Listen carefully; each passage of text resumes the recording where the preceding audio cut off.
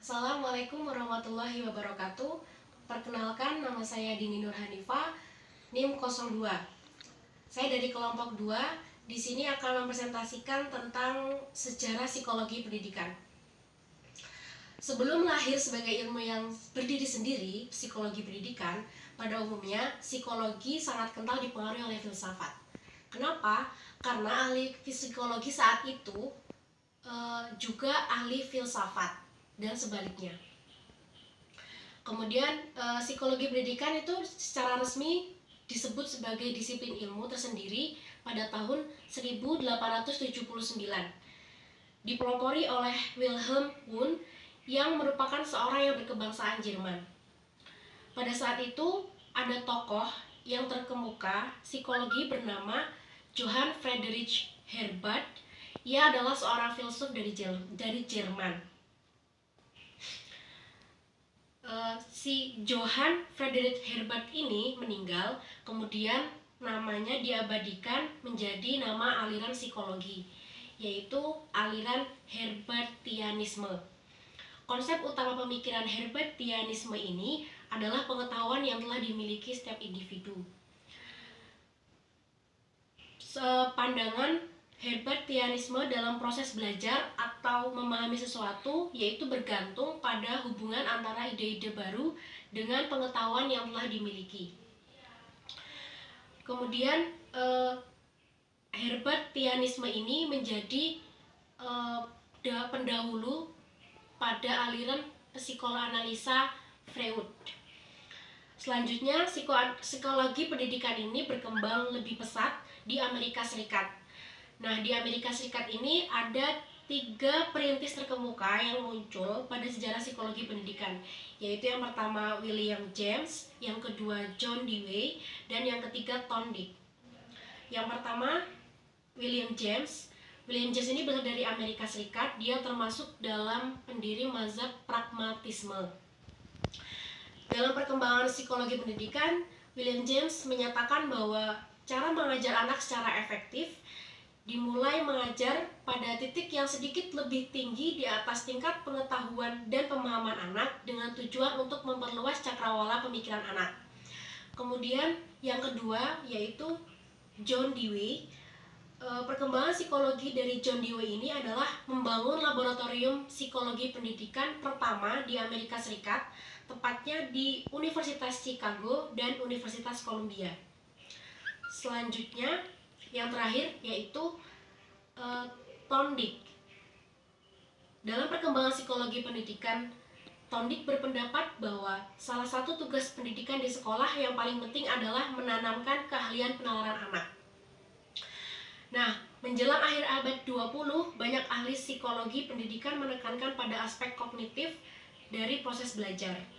Nah, sampai sekarang pun psikologi pendidikan juga sangat berkembang pesat, di mana bukti nyatanya itu di perguruan tinggi sudah ada jurusan psikologi. Nah, kenyataan yang lain yaitu banyaknya ragam cabang psikologi dan aliran pemikiran psikologi yang juga turut dalam psikologi pendidikan itu. Adapun contoh aliran-alirannya psikologi yaitu aliran humanisme, aliran behaviorisme, dan aliran kognitivisme. Terima kasih, selanjutnya akan disampaikan kepada teman saya.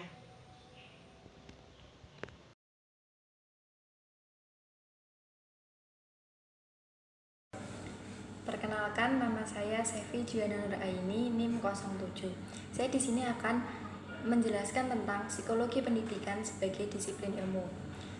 Secara singkat, psikologi pendidikan dapat didefinisikan sebagai ilmu yang mengkaji tentang manusia untuk mengetahui dan memahami cara umum atau prinsip, menekankan perbedaan antara individu satu dengan individu yang lainnya dari sudut tingkah laku, keahlian, minat, kecenderungan, dan sebagainya dalam proses pendidikan.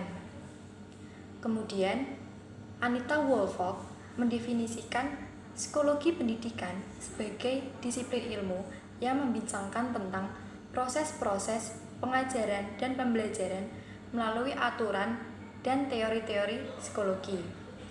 Psikologi pendidikan yang membidangi kajian praktis tentang kependidikan memiliki syarat spesifik, yaitu objek, metode, dan sistematika. Objek terbagi menjadi dua, yaitu objek material dan objek formal. Objek material di sini berupa penghayatan dan tingkah laku manusia, sedangkan objek formal berupa proses membimbing, mengajar, dan melatih anak dalam dunia pendidikan. Yang kedua yaitu metode. Metode terbagi menjadi 6, yaitu yang pertama metode observasi, metode eksperimen, metode kuesioner dan interview, metode studi kasus, metode sisiometri, dan yang terakhir metode statistik.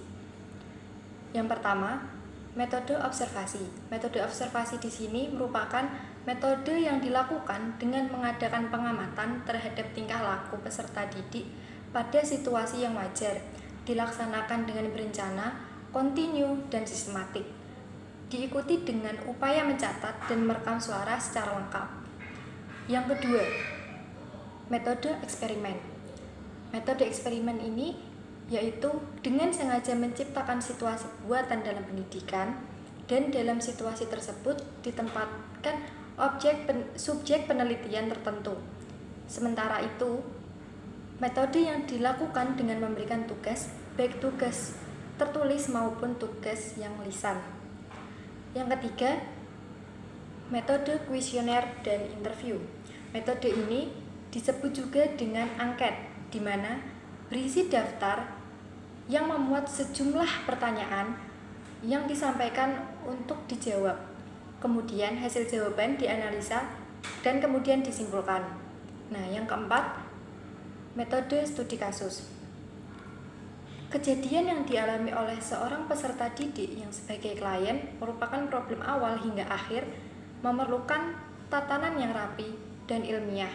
Sistematika ini disebut sebagai metode studi kasus.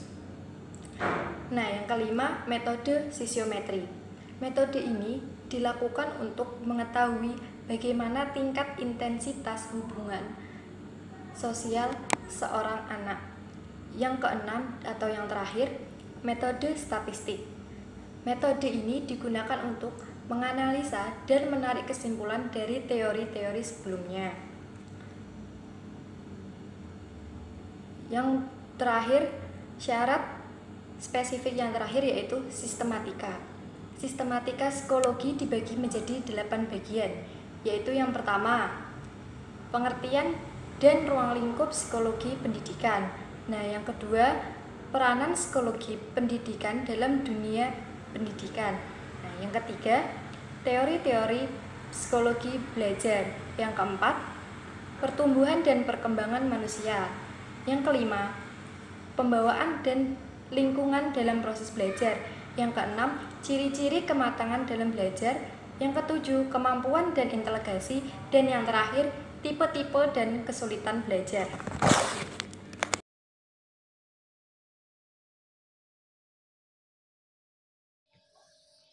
Assalamualaikum warahmatullahi wabarakatuh. Perkenalkan, di sini saya Anissa, NIM terakhir 22.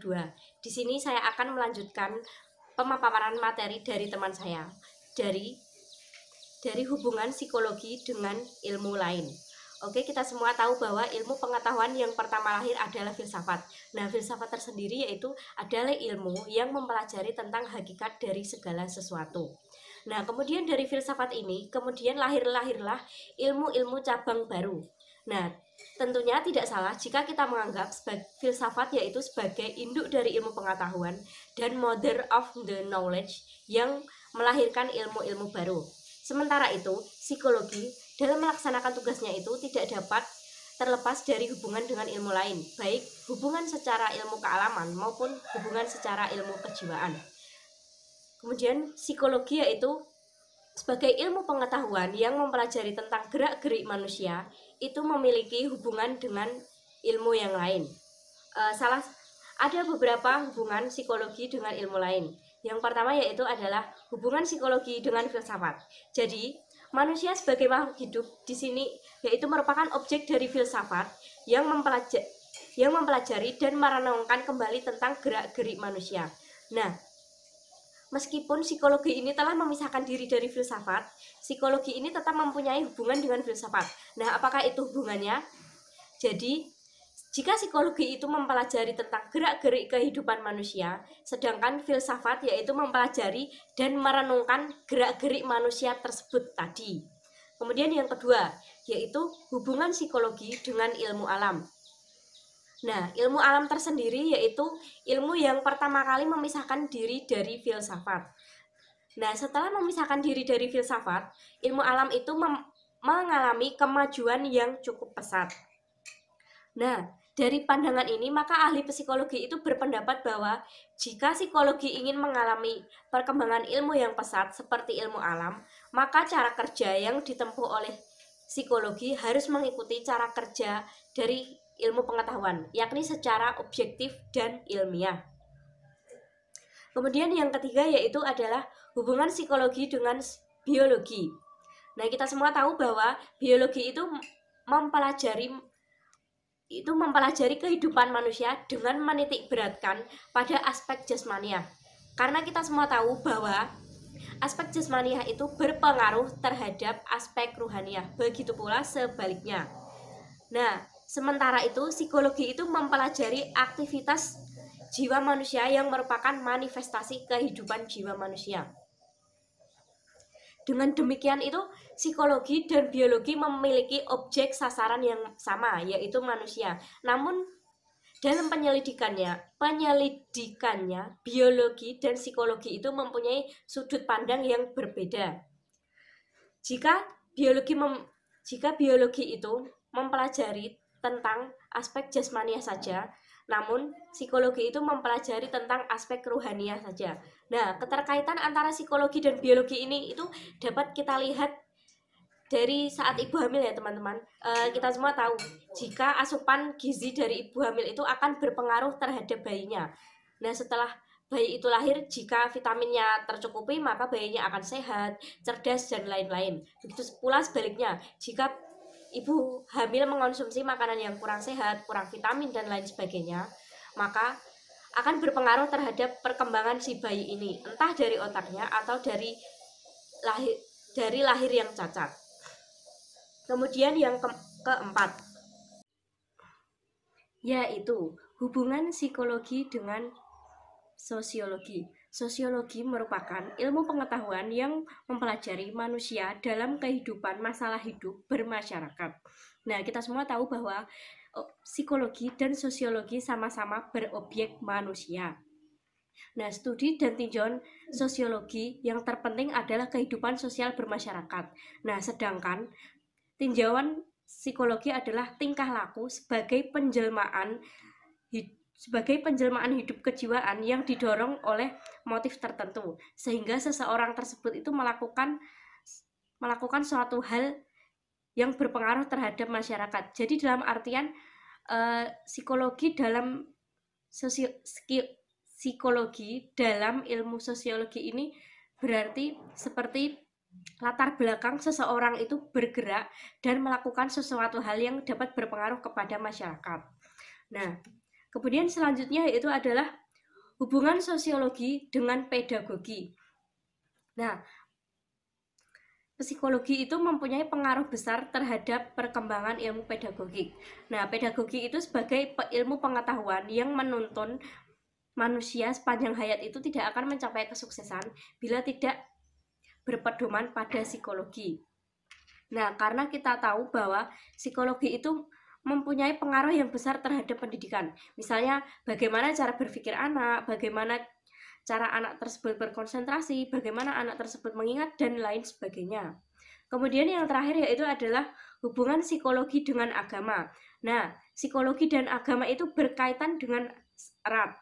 Karena agama sejak diturunkan kepada Nabi dan Rasul itu disesuaikan dengan situasi dan kondisi psikologis. Nah, jika agama itu diturunkan tidak sesuai dengan kondisi psikologis, maka tidak akan mantap atau pas di hati manusia itu tersendiri.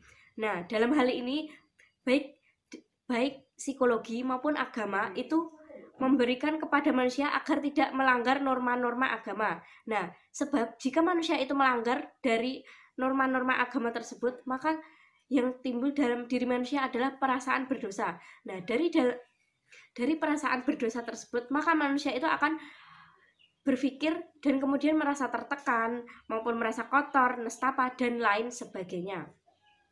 Nah, itulah beberapa hubungan psikologi dengan ilmu lain. Baiklah, itulah presentasi yang dapat saya lakukan bersama teman-teman. Kiranya ada kurang lebihnya saya mohon maaf. Wassalamualaikum warahmatullahi wabarakatuh.